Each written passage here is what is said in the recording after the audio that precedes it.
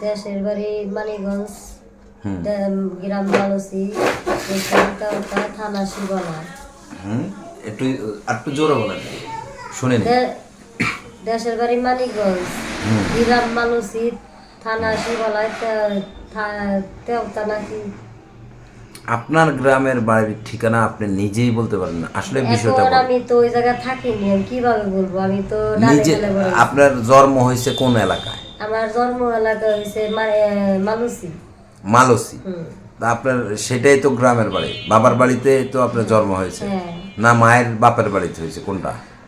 এখন বাপের বাড়িতে হয়েছে মালুসি। আচ্ছা, আপনার বাবার বাড়ি মালসি। হ্যাঁ। আচ্ছা, স্বামীর বাড়ি কোথায়? স্বামীর বাড়ি হয়েছে আলোক দিয়া। আলো। আলোক দিয়া আছে উপার।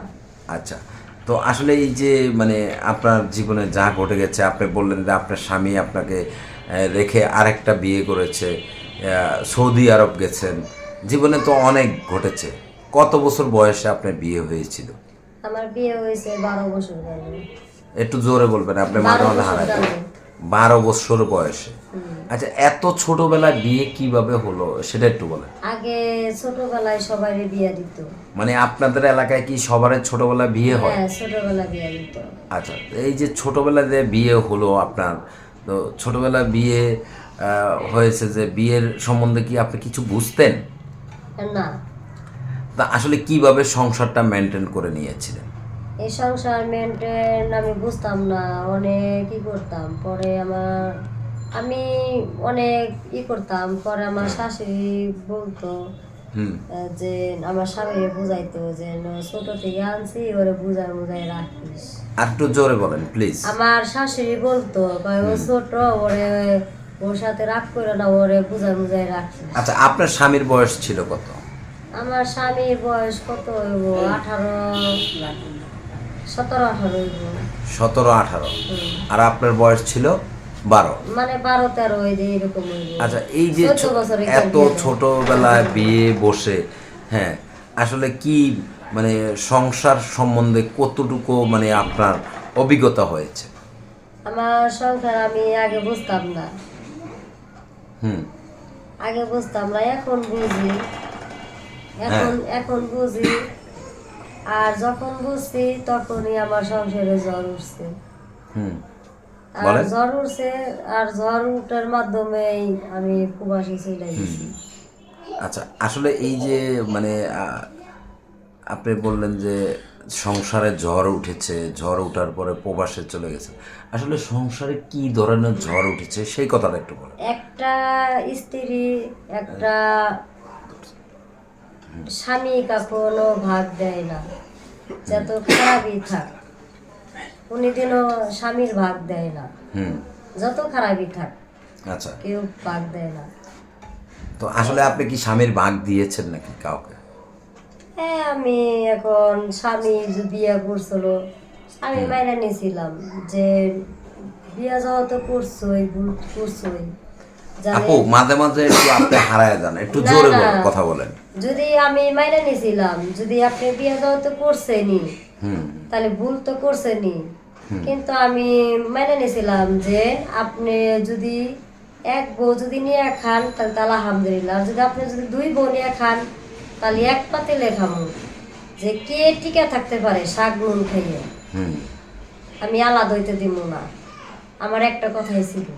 আচ্ছা, পরে আসলে কি ঘটেছে?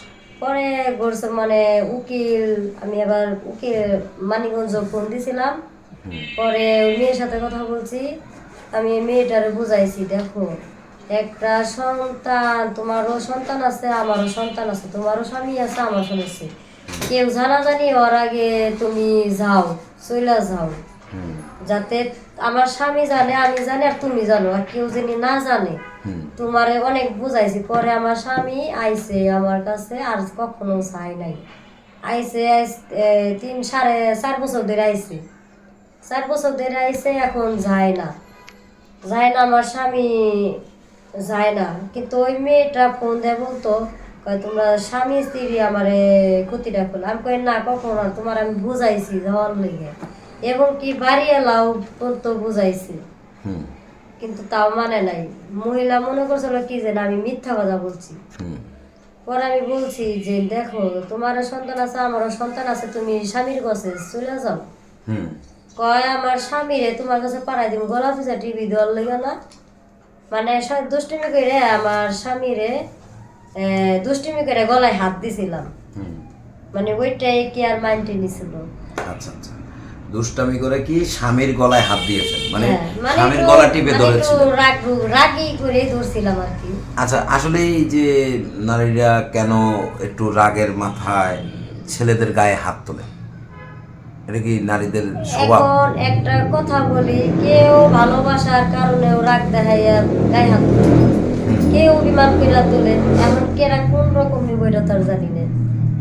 তা আসলে আপনি যে আপনার স্বামীর গায়ে হাত তুলেছিলেন, কি কারণে তুলেছিলেন সেটা একটু যদি বলতেন। এখন ওরা মানে দুষ্টুমি ফাজলামি করে, মানে অধিকারের কারণে, আমার অধিকার আছে দেখে আমি করছি। ইসলামে তো আছে একটা নারী তার স্বামীর গায়ে হাত তুলতে পারে না, কোনো যুক্তিতে নাই, না, সেটা জানেন? কারণ আমি ওরা তো অন্য রাগ করে দেইনি তারে, তাহলে আমি এমনি দুষ্টুমির মাধ্যমে দিয়েছি, যেমনি যে আমার আঙ্গুলটা ভাঙছে দুষ্টুমির মাধ্যমে। দুষ্টামির মাধ্যমে। আচ্ছা, এই মানে যে টোটাল দুষ্টামি হয়ে করে যে স্বামীর গায়ে হাত তুলেছেন, সেই ক্ষেত্রে কি স্বামীর সাথে কি আসলে ভালো সম্পর্ক হয়েছে না হ্যাঁ, ভেঙে ভালো গেছে? সম্পর্ক হয়েছিল, ওই যে মাঝখানে ঝড় উঠলো। জ্বর উঠেছে। আচ্ছা, জ্বর ওঠার পরে গেলেন প্রবাসে। হ্যাঁ, আচ্ছা, কত বছর প্রবাসে ছিলেন আপনি? 2 বছর 5 মাস। 2 বছর 5 মাস। আসলে 2 বছর 5 মাসে কি আবারও স্বামী আর একটা ঝড় তুলেছে কিনা? না না, আমার কথা দিছিল যে না, আমি আর কখনো যাব না। আর যাবে না। আসলে আপনি কয়জনের কাছে গিয়েছিলেন? আমি কারো কাছে যাইনি, আমার নিয়ত ছিল যে আমার স্বামী যদি আমার নিয়ে যদি না খায়, আমি কুমারী যেরকম মেয়ে থাকে ওরকম আমি সারা জীবন থেকে যাবো। বিয়ের পর কি কোনো মেয়ে কুমারী থাকে? না, কুমারীর সিস্টেম মারতে মানে স্বামী ছাড়া থেকে যেতাম আর কি, এরকম। আচ্ছা আচ্ছা, না আপনি তো বলছেন যে কুমারী থাকতে চান, না। তো এখন তো আপনি তো কুমারী নেই, তাই না? না, আমি কুমারীর মতন বলছি আর কি, ওরকম থেকে যাবার চাই। আচ্ছা, তো আসলে এই যে আপনাকে যদি এই যে আমাদের যারা দর্শকরা আছে তারা যদি আপনার দায় দায়িত্ব নিতে চায়, এখন দায় দায়িত্ব যদি নিলি তো আলহামদুলিল্লাহ, কিন্তু আমি দ্বিতীয় বিয়েটা করতে পারবো না, কেন বিয়ে করতে পারবেন না দ্বিতীয়? কারণ আমার 2টা সন্তান আছে। 2টা সন্তান আছে। হ্যাঁ, আচ্ছা, আপনার 2টা সন্তান কি ছেলে না মেয়ে? আমার 2 ছেলে। 2 ছেলে। আচ্ছা, এই যে 2টা ছেলে নিয়ে ছেলেদের বয়স কত, কিংবা আপনি এখন কি করতে চান? আমার ছেলের বয়স 6 বছর, একটার 11 বছর। হুম। আচ্ছা, একটা 6 বছর, একটা 11 বছর, তো মাশাল্লাহ বড় হয়ে গেছে। তাহলে তো আর ভবিষ্যতে বিয়ে সাথে বসবেন না না নাকি? না না, তাহলে কি বন্ধু চান আমার নাকি? বন্ধু চান নাকি? আমার জীবনে যদি আমি খুশির লেগা যদি করি, আমার পোলার ভবিষ্যৎটা নষ্ট হয়ে যায়। আমি চাই না, আমার খুশি আমি চাই না। আচ্ছা, তো পোলার খুশি চাই। একটু এইদিকে তাকান, আপনি ওইদিকে কার সাথে কথা বলেন? আপনাকে বলছি যে আসলে আপনি এই যে ক্যামেরার মাঝে আসলেন, মূলত কি চাইতে আসছেন? বন্ধু চাইতে আসছেন, না স্বামী চাইতে আসছেন, না সাহায্য চাইতে আসছেন, কোনটা? আমি মানে সহজতা চাইতেছি। সহযোগিতা। তা আসলে আপনার তো ওই যে হাত পা সবই ঠিক আছে, এখন তাহলে আপনি কেন বা ক্যামেরার সামনে এসে সাহায্য উপরে চাবেন? উপরে যদি ভালো থাকে, বিটু রোগ তো কেউ দেখে নাই। আচ্ছা, ভিতরে কি সমস্যা একটু বলেন তো। আমার পিঠের রোগ আছে, আমার কানে থেকে মাথার সমস্যা, হ্যাঁ। আর